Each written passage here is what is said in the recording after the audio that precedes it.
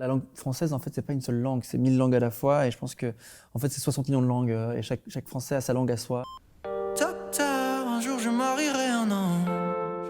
On fera l'amour dans les nuages, en priant pour que rien ne change, tu sais, une histoire ancrée dans les âges.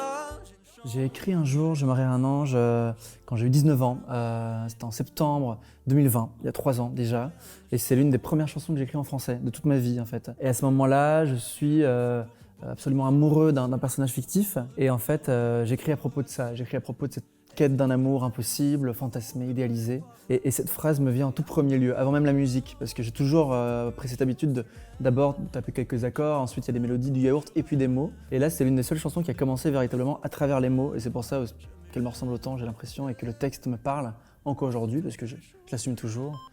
Tard, un jour je marierai un ange. On fera l'amour dans les nuages, en priant pour que rien ne change, tu sais, une histoire ancrée dans les âges. On m'a souvent reproché d'avoir écrit voilà, cette phrase « un jour je marierai un ange » qui n'est pas française. On dirait autrement un jour j'épouserai un ange » ou encore un jour je me marierai avec un ange ». Sauf que je trouve ça bien triste. D'abord, je ne savais pas que c'était pas français, première chose. Pour être tout à fait honnête, j'étais persuadé d'être littéraire au moment où j'ai écrit ces paroles. Mais je trouve ça dommage qu'un esprit se ferme à des mots qui existent déjà pour illustrer les choses. Je pense qu'un jour je marierai un ange, c'est plutôt évident que je ne suis pas le maire ni le prêtre. Donc il s'agissait évidemment d'épouser cette forme idyllique, fantasmée, de pureté, d'innocence, et pour toujours, surtout, une histoire ancrée dans les âges. C'est ça qu'on aime quand on parle d'amour pour toujours, c'est ça qui, en tout cas, qui fascine les gens. Alors si c'est bien du français, si ce n'est pas du français, je ne vois pas à quelle langue ce serait. Simplement, ce n'est pas un français normé, en tout cas pas selon la norme du français de France, où effectivement, on n'emploie pas cette tournure de cette manière. Mais marier quelqu'un, c'est un usage qui est attesté en français populaire, en français régional et aussi dans certaines aires francophones, par exemple en Belgique. La question de savoir s'il faut respecter justement une norme et quelle norme est une question qui est très débattue, mais ce qu'on peut dire, c'est que le domaine artistique a toujours été considéré comme un lieu où la norme peut être remise en question, où on peut jouer avec la norme, parce que ce qu'on recherche, c'est peut-être moins la correction que l'expressivité. Peut-être que l'intérêt de « je marierai un ange » plutôt que « j'épouserai un ange », c'est la proximité phonétique de « je marierai » avec « j'aimerai ». C'est peut-être pour cela que l'auteur est allé spontanément vers cette tournure. C'est une chanson, en fait, c'est vrai, qui confronte la réalité, en même temps une sorte d'espoir un peu vain et fictif. Ça, c'est très binaire. Les refrains, on rêve, et puis les couplets, on revient sur Terre. Pendant les refrains, voilà, il s'agit de marier, d'épouser cet ange, d'aller faire l'amour là-haut. Et puis dans les couplets, je me rends compte que ça ne peut pas avoir lieu. Et c'est comme s'il y avait le rêve et le réveil, quoi. C'est un peu ça à chaque fois. Et même musicalement, c'est le rêve et le réveil. Les couplets, ils sont très terre à terre, ils sont débités. Il y a un phrasé qui est plus humain. Et les refrains, et ces envolées lyriques, on va chercher les aigus, ça plane en fait. Et donc, ouais, c'est vraiment une sorte de décollage, atterrissage, décollage, atterrissage. Et on finit sur un refrain pour dire que réellement ça peut le faire un jour ou l'autre. Aussitôt que le jour se lève, je m'en vais faire un tour et je rêve d'un amour n'existant pas, qui pourtant m'attrustera. Moi, j'aime beaucoup cette phrase. Aussitôt que le jour se lève, je m'en vais faire un tour et je rêve d'un amour n'existant pas, qui pourtant m'attristera.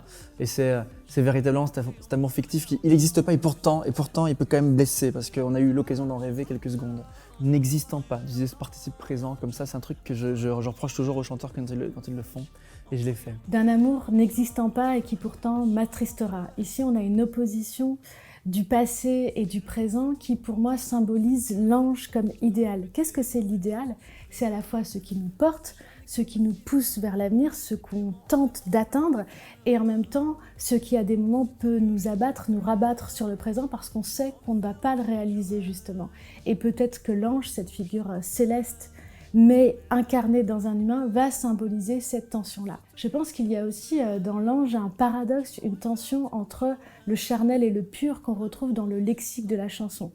Parce que les anges, dans une tradition picturale et religieuse, et d'ailleurs on a une croix dans l'image, dans le clip, les anges sont à la fois des êtres charnels, on voit bien leur corps, et c'est souvent assez joufflu pour les angelots, et en même temps ce sont des êtres qui n'ont pas de sexe, dont le sexe est indéterminé, dont le corps est à la fois présent et nous échappe, l'amour charnel, l'amour pur, l'idéal absent et présent, le passé, le futur. La langue française n'est pas évidente, c'est vrai qu'on n'a pas parlé du tout, mais c'est quand même une langue qui est chiante à écrire, quoi, parce que, alors pour écrire un roman, pas du tout, je pense, mais pour écrire en musique, C'est hyper dur comme langue, c'est pas comme l'anglais qui coule de source. Le français, il y a ses R, ses P, ses S, tout est dur.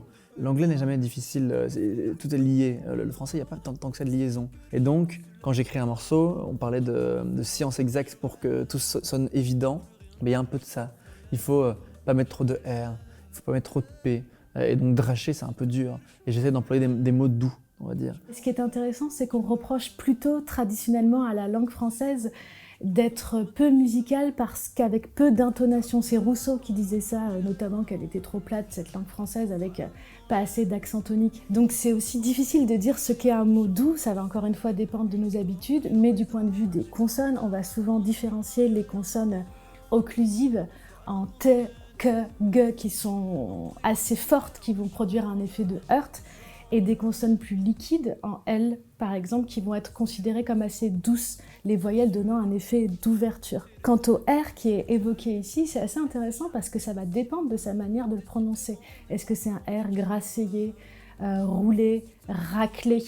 Si je dis R et si je dis R, on n'aura pas la même impression de sonorité du mot. On retrouve l'idée de variation et de variation francophone. J'aime beaucoup la langue française, je la trouve magnifique, mais j'ai aucun mal à l'idée de comme tu dis, de la torturer, à l'idée d'aller chercher de nouvelles choses. Tu vois, j'écoute Yamé, j'écoute Aya. C'est un français qu'on n'a pas l'habitude d'entendre parce qu'il y a du français, mais il y a d'autres choses, il y a de l'influence de partout ailleurs. Et je trouve ça fascinant et pour moi, c'est plus enrichissant qu'autre chose. La langue française, en fait, c'est pas une seule langue, c'est 1000 langues à la fois. Et je pense que, en fait, c'est 60 millions de langues et chaque français a sa langue à soi. Et c'est juste une sorte de base de données et on en fait un peu ce qu'on veut.